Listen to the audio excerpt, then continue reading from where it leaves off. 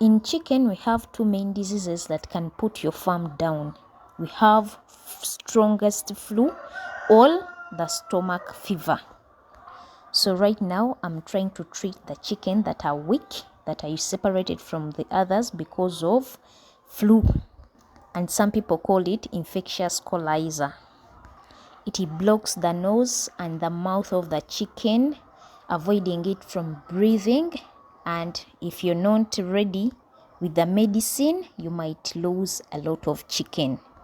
For me, what I do, I give them an extra dose for the first 3 days so that they can unblock their nose, and sometimes they can cough out that strong flu, or I get the discharge through their droppings. So I check their droppings, and you find that droppings looks like that of coccidiosis, but once they get flu, the strong flu, they have to discharge or release that flu through their poop, or they cough it out, or sometimes they sneeze through their nose.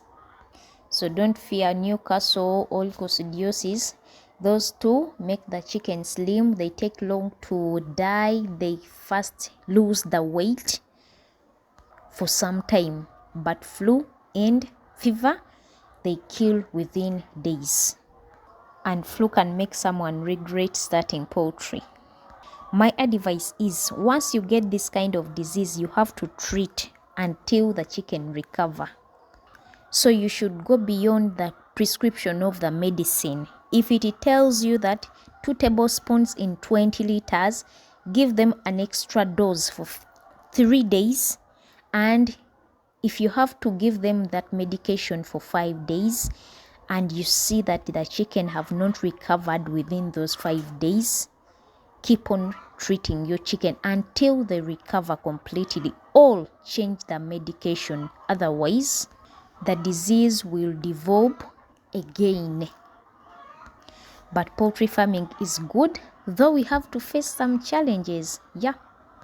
And I want to share with you those few things that are good in poultry, because poultry has many good things than the bad. The first thing is money. We all need money. If you allow your chicken to feed on quality feeds, they will lay eggs that will give you money. Mostly I advise people to raise chicken for eggs, because you get eggs, and at the end of the year or after 2 years, you sell the chicken themselves. So you make money from 2 items. Actually, there are 3 items. Even we sell the manure. We sell the eggs, we sell the chicken. And it is because of the chicken that have given me the brand.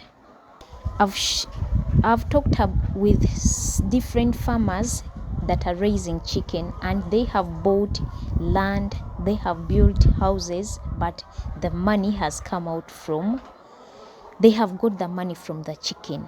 So it means that this business is profitable, though you have to be patient while starting it. You don't have to rush in it, because it requires you to be with some capital. You need to invest in some capital before you get something from it. And from my word, if it wasn't poultry, maybe I would not have bought the land that has the 3 building that I'm raising other chicken from, because the 3 main building, I bought the land after raising the chicken. I constructed the chicken houses using the chicken money. The chicken money raised other chicken that are making money right now. So it is a profitable business, but you have to be patient with it, because it needs money to survive. Every day you have to invest in money, unless when you're going to raise few chicken that you can give them or raise them as free range. But if you're interested in a commercial laying chicken farm, you need money to make money. So without money, you can't make money from a big commercial farm. The trick in poultry is here. When the cost of feeds are high, the egg prices are always down. So it eliminates some of the farmers who cannot survive in that season. They sell off their old chicken because the cost of feeds are very high and they cannot make any profits from their chicken, and also the chicken cannot feed themselves. So when the egg prices go up or increase, the cost of feeds, most of the cases, are always down. So it works like that. So in that period, a farmer or anyone who wants to start poultry have to keep the feeds to maintain the profits that you have to make from the eggs, the sale of the eggs. Because the profits that we make from the eggs are not constant. You find that this month you have managed to make some good profits. I'll call them abnormal profits. And the next month or the next week, you fail to make those profits that you made last week. So you have to keep the feeds when that prices or the cost of feeds always drop, in that you stay in the business.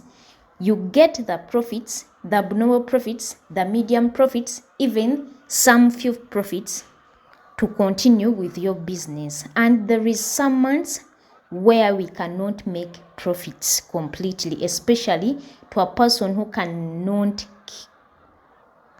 store the feeds. So that is how the business runs. Without feeds or without cheap feeds, you cannot make abnormal profits from the eggs. And when the feeds are expensive, you're going to make either few profits when you kept the feeds, or you're going to make zero profits if you're still buying feeds that your chicken are feeding on. So if you're buying daily feeds or weekly feeds, when the feeds are expensive, you're going to make zero profits until when the feeds drop.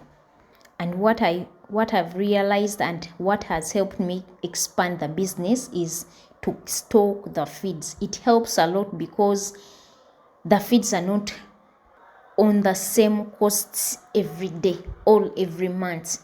They change almost every day. So if you're capable of stocking some feeds, you can maintain this business. And that is why some of the people fear poultry. But what manages poultry is the feeds. For the chicken medicine, it is very easy. It is not even accounted for. The profits that we get is where we have to subtract the chicken medicine.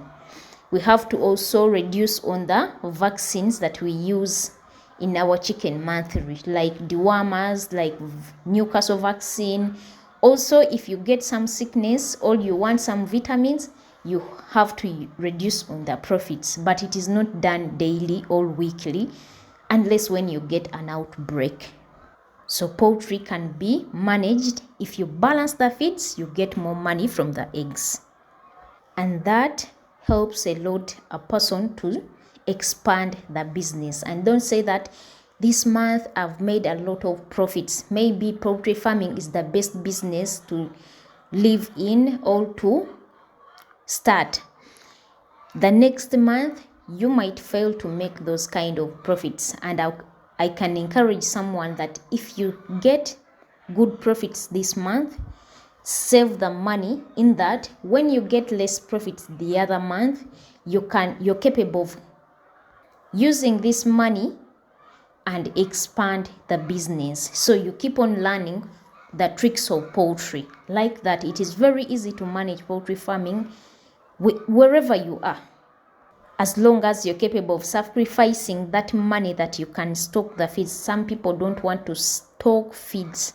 For me, when I started, I used to stock the feeds even on the veranda in my backyard until I grew the farm and got a feed store. So you can make it starting from today. So thank you so much for giving me your time. I love you all. Thanks for the support. Let's meet.